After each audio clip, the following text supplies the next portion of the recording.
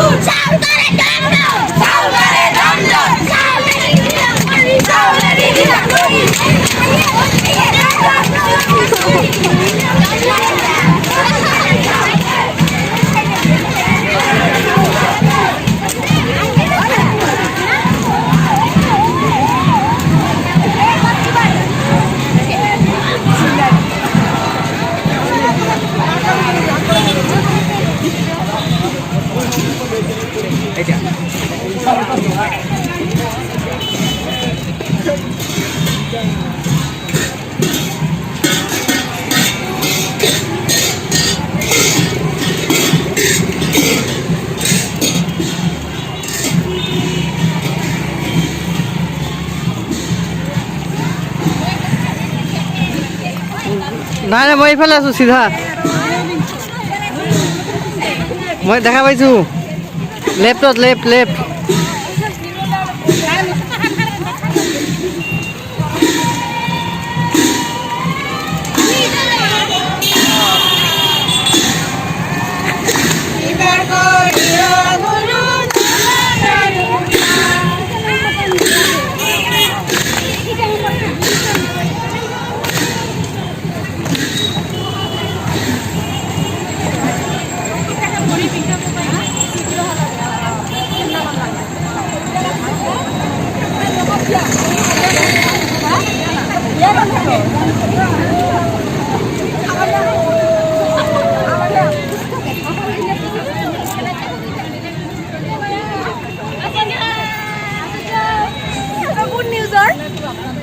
এটা ইউটিউবত যাব অলপ পিছতে